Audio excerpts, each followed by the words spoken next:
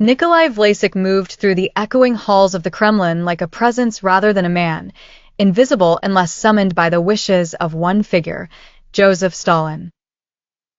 He had come to the heart of Soviet power not as an ideologue nor a seeker of glory, but as a hardened sentinel, born of destitution, raised by the unforgiving nature of life on Russia's fringes. Discipline became his armor, obedience his code, for in both he found not redemption but survival.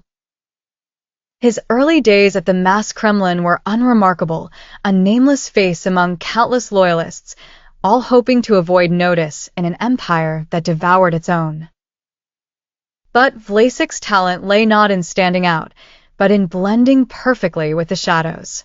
Stalin needed such a man, and Vlasik rose quietly, gradually, assuming the role of the General Secretary's personal guard. He learned to anticipate every gesture, every silence, to recognize not just orders, but doubts and sudden suspicions that could spell doom. The art of survival for Vlasik was listening closely and acting without a trace. Nights in Moscow were unforgiving, blanketed in fear and cold. Vlasik waited outside closed doors, listening as decisions were made that would reshape lives and the country itself. He heard the trembling voices of those summoned. He marked the moments when a name was spoken, sealed by Stalin's disfavor, one step closer to exile or oblivion. Yet, Vlasik did not flinch. He never offered an objection, never hesitated. The line between complicity and survival became a blur, and he accepted it as part of his reality. Those around him disappeared as the years passed, comrades arrested, secrets buried, the faces on official photographs subtly altered.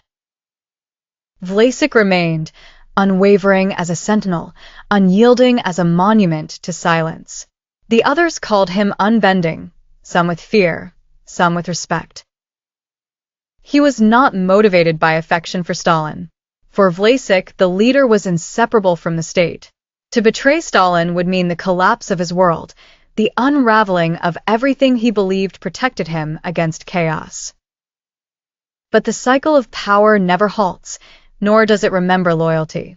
When paranoia extended its grasp, Vlasik found himself scrutinized by the very system he had devoted his life to preserving. No warning, just a sudden coldness. The eyes he once served now watched him with suspicion. The man whose loyalty had once been his unassailable shield realized, deep in his bones, that in Stalin's world, even shadows were suspect. His fall was swift and soundless. Vlasik vanished as countless others had, no accusations spoken aloud, no chance for defense. The prison cell was cold, but he faced it not with bitterness, but with the resignation of one who understood the rules were never his to command.